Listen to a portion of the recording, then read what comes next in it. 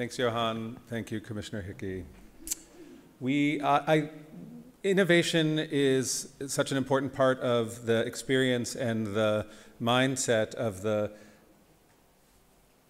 that's not in the right proportion. Just checking the signs. Is there something wrong with the ratio aspect? Such an important part of the exhibits and the mindset of the American Pavilion that I wanted to walk you through a little presentation that will show you what to expect there. It's the thing we've been putting together for months, years really, a representation of what we believe is the unique American contribution to this conversation of how we will feed 9 billion people by 2050. And one of the things, innovation is a tremendous piece of that, but so is this idea of optimism and entrepreneurship and the notion that sort of great American way that we think we can solve everything by putting a bunch of people in a room, encouraging them to think outside the box and to come away with a solution that we think will lead us to a place that we want us and the world to be. And the challenge of creating a pavilion on food in the middle of Milan, in the middle of Europe, at this particular time in our food ecosystem, is how do we represent all of the voices that will be there? I just don't think that that's totally right. And I want to start, sorry, I would like to show the video that sort of sets up the theme that we've chosen. Nope. I could actually recite the video for you because I've seen it so many times. Okay.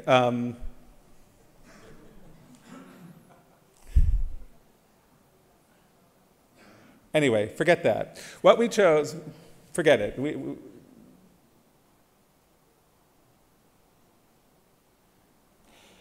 Our theme for the pavilion is American Food 2.0, and it will be no surprise to all of you in this room what that 2.0 stands for.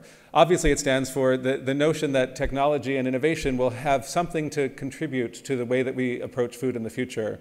The sub-theme, United to Feed the Planet, is again this idea that in the future, not any one country, not any one group, that looks good, not any one country, not any one person, not any one company is going to be able to solve this problem. And I would add, not any one food system is going to be able to solve this problem, presuming that there are different food systems, but that together, as Commissioner Hickey said, each of us is one of those 9 billion people, and each of the things that we do will have an impact on the way that we eat today, but also, more importantly, on the way that we eat in the future.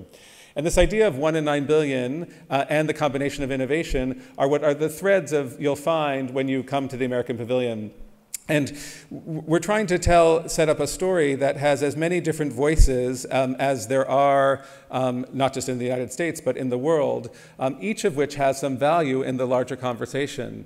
And now that you can't see the images that I'd like to show you, you're just going to have to come see for yourself even better, because the spectacular story that we're telling is about the way we use diversity, which I think is in many ways at the core of who we are in America, or certainly what American culture is. We are a culture and a food culture made up of people from around everywhere else in the world.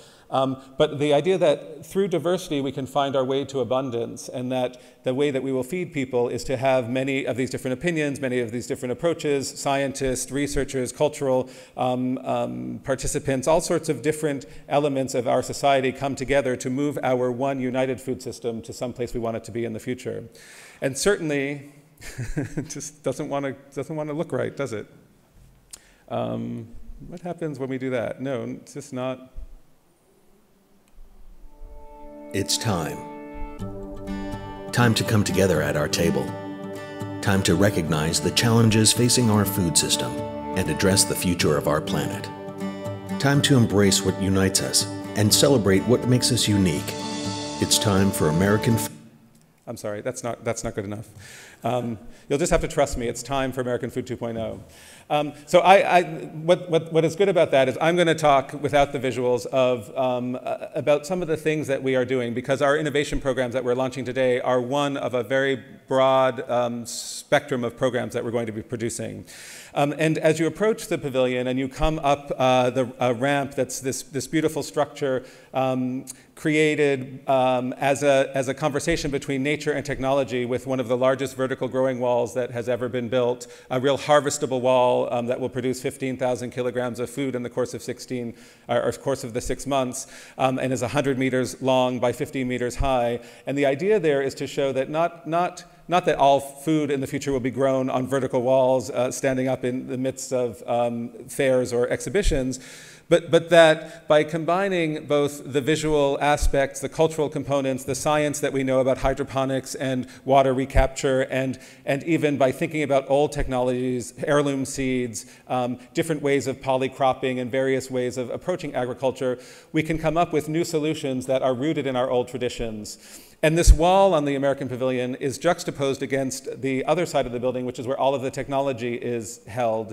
And the combination, or the space in between this natural growing wall and the technology of the building, is meant to symbolize this conversation between innovation, technology, science, tradition, and where we will go together to the future of feeding the planet. It's not a simple dialogue, and one of the things that I think that we forget many times is that agriculture itself is a technology, that nature did not produce agriculture, man produced agriculture, and in fact it was this ability to plant, seed, regrow, replant, and feed for ourselves that led not only to civilization as we know it, because we were able to stay still and feed ourselves, but even economies that we know because of surpluses that created economic viability of marketplaces and literally life as we live it today. And when we're thinking about innovation and food, I know often certainly, wait, that looks good. That looks good. Well now, okay, so I'm going to show this video, and then I'm going to move quickly because I've already talked about a bunch of things I'm going to say with the visuals to support it. It's time. Time to come together at our table. Time to recognize the challenges facing our food system and address the future of our planet. Time to embrace what unites us and celebrate what makes us unique. It's time for American Food 2.0. At Expo Milano 2015, America is uniting to help feed the planet responsibly, globally, innovatively, nutritiously, and deliciously. Chefs, farmers, corporations, research institutions, and philanthropic foundations are convening and collaborating to tackle challenges and solve problems, to find ways to better our health, sustain our resources, improve lives around the world, and rise to the great challenge of feeding 9 billion people by 2050. In this moment, we welcome new ideas and savor new approaches from the best companies and the brightest individuals, much as we do every last bite on our global plates. From the White House, I'm proud to announce today that the United States will participate in the Expo. We're going to put together an outstanding USA pavilion that showcases American innovation. To Wall Street, from Maine to Napa, and everywhere in between, we will gather the best of America's ideas and innovations to engage the world in the European capital of Milan, a center of commerce and culture.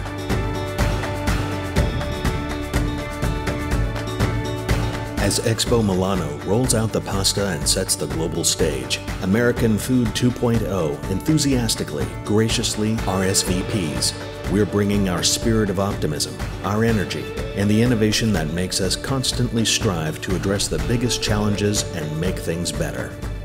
It's time to explore cultural diversity as flavorful as a global picnic, to tackle difficult issues and plan for an abundant future, to bring better food and better livelihoods to people everywhere, to taste, to think, to celebrate. American Food 2.0, united to feed the planet.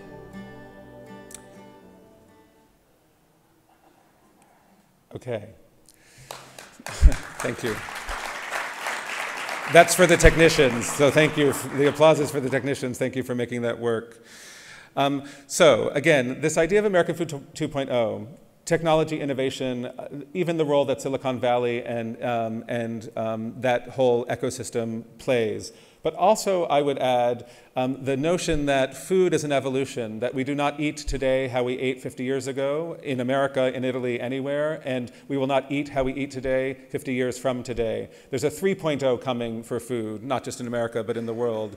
And I think that is where the power of the companies that we're going to hear from today, the countries that are participating in Milan coming together, that is where the power to change comes, because food is not static. And I think at my point earlier that food as a technology itself is very important for us to remember. I am the vice president of an organization in the United States called the James Beard Foundation, and James Beard is colloquially known as the Dean of American food, American cuisine. And one of the things that's remarkable is when you go back to his cookbooks from 50 or 60 years ago, is we just don't eat like that anymore. And it isn't that we eat fast food or we eat, I don't know, engineered foods or anything like that, but we know more about health, we have different tastes and trends, and they change pretty drastically. I've been coming to Italy now for 25 years, and you see changes here. Sure, people are still arguing about what the traditional amatriciana sauce is or how to make a real bolognese. But when you look at how we eat, how our grandparents eat, how we will eat in the future, this changes. And that change, I think, some people see as a bad thing, but I actually think that change is where the opportunity lies in an event like this and in the future of food. Now that I've wasted a bunch of time, I'm just going to talk very briefly about the pavilion. There's that wall on the side that's growing a 100-meter field of food vertically. The technology on the left, an approach up a ramp that's made from wood repurposed from the Coney Island Boardwalk in New York. And again, this idea is that it's open, that it's for exploration, and that we are going to be presenting as many diverse and different voices and opinions about the future of food as we can manage to make sense of in this experience that people will come enjoy. Some other images of the building itself. You'll see that it's also transparent in a way that is a little bit new for us, trying to keep this idea that this is a meeting place for ideas and opinions. The exhibits, I'll just go quickly. As I mentioned, one floor is about abundance through diversity. That's the main boardwalk level. And the lower floor is about where we poke fun at ourselves and our food culture and show how it has also evolved. Because also in American Food 2.0 is this notion that we are eating food in America that you probably don't know about here in Italy and in the rest of the world. Certainly, there are hamburgers and hot dogs and fried chicken to be had. But over the last 25 years, there has been an explosion among chefs and artisans and producers and farmers markets, not just in the fanciest restaurants, but on the streets of our cities and towns. And that explosion and creativity and representation, I think, of a 2.0 of American food is part of what we want to present for everybody coming to Expo. I'm just going to skip over some of this stuff. On that boardwalk level, and I think this is important because of the pitches and the companies we're going to hear today, we are looking at the future of food from very different, many different lenses or communities of knowledge. And they include farming, and they include industry, and they include nutrition, cooking. There are some of them explored here that people will be able to wander about and hear different experts talking about in the American Pavilion. And I think that it's important to think that each of these, and there are many more than we will represent, is an opportunity for change, is a place, a crack, an opening where something that changes one of them changes them all. And I think that that idea of an ecosystem that's affected and impacted by everything that happens within it is also really important for us to remember when we're thinking about the companies, the ideas that will have an important and significant impact on our future. Because this is a digital experience, I'll explain this a little bit more. In the center of our main floor, there's this game that these people are gathered around, and I, just before getting on the plane on Friday, played the first version of this game. And what it does is a challenge about food, whether it's scarcity of water or land, or you need too much food waste, lost to transportation, floats down a river.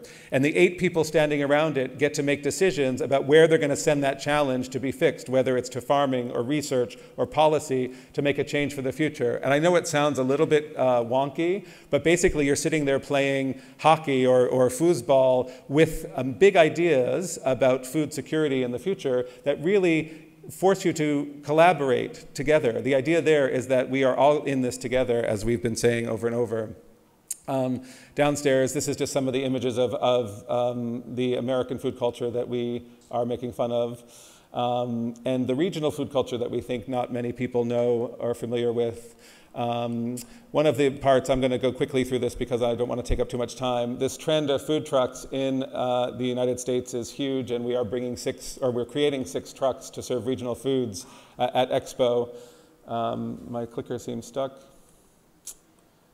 That will serve all sorts of street foods, which are from the United States, in a setting that is very casual, but also where so much of the enthusiasm and creativity is happening on the streets. There are very, very famous chefs in the United States who have trucks on the streets of their cities because it's become a whole ecosystem itself, a representation both of entrepreneurship, of a sort of tenacity to succeed that I think is really important, creativity certainly. And yesterday I interviewed a young woman who runs a program called Drive Change, which is a program for youth who have been convicted of minor felonies, imprisoned, and have a very difficult time integrating into society afterwards because they have these penal records. And they've created a social network of food trucks across the country that hire and train and then start them up on their own trucks. So not just innovation and fun and creativity and deliciousness, but also social change. I'm skipping this. We have a lot of things going on at the pavilion, including a lot of topics that we're going to be talking about. Obviously, innovation and energy and security and safety, nutrition, gastronomy, science and technology, sustainability. The thing about food, the thing about Expo, the thing that excites us about an event like Seeds and Chips, Seeds and Change would be another good one, Seeds and Chips, is food touches so many different things. Of course, the theme of Expo is food, but it is not an expo about food. It is an expo about all of these topics and many, many more. And they will come out in the companies we hear from today. They're certainly evident on the floor in the exhibition here. But also, the nice thing about them is the food is the piece that brings people together. And then once we're together, we can do really amazing things. That's me doing something, never mind. I just have to say this because it's of where I'm from. We are creating a pop-up restaurant in the center of Milan at the Galleria downtown, Vittorio Emanuele II.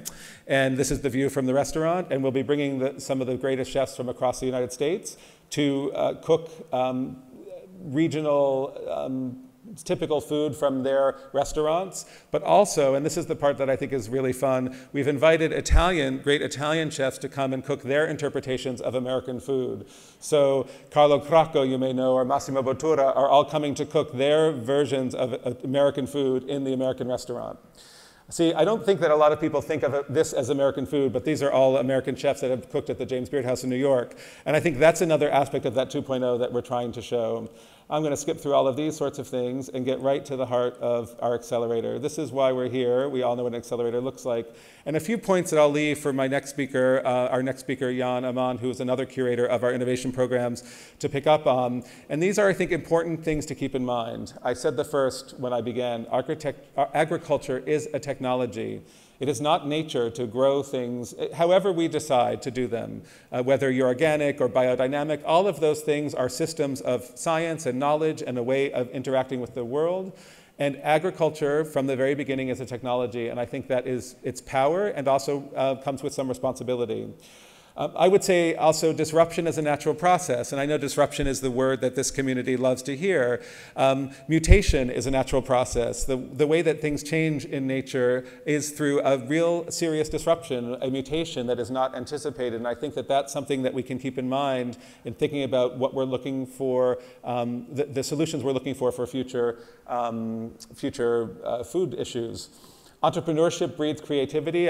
In this group, it doesn't need to be said, but it's certainly the American way to suggest that the marketplace is a way to find good ideas and to support them and to help them grow and have an impact. And so certainly in our Feeding the Accelerator program, this idea that creativity through entrepreneurship and also entrepreneurship through creativity, I think, is very important.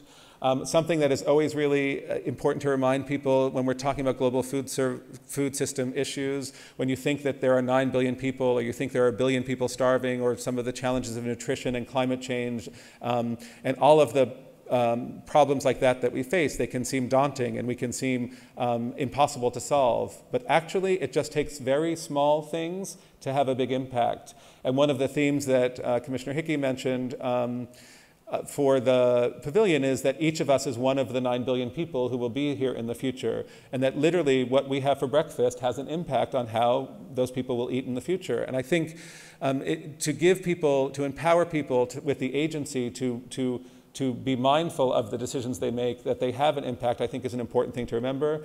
And of course, everybody eats. And I know that that's an obvious thing, but when you look at so many different sectors of business or companies, and people are trying to get people to have to do things, trying to incorporate things into their behaviors, into their daily routines, whatever, you don't have to try to get food there. We all eat. And so there's a real power there, both of the individual and of the collective community, I think, that is what excites us about what we're about to see. I don't need to see these. I like to stop on a pumpkin because I think it's a combination of nature and technology. We had an artist carve our logo into a pumpkin in the fall for a market experience we had in the center of New York City in Manhattan.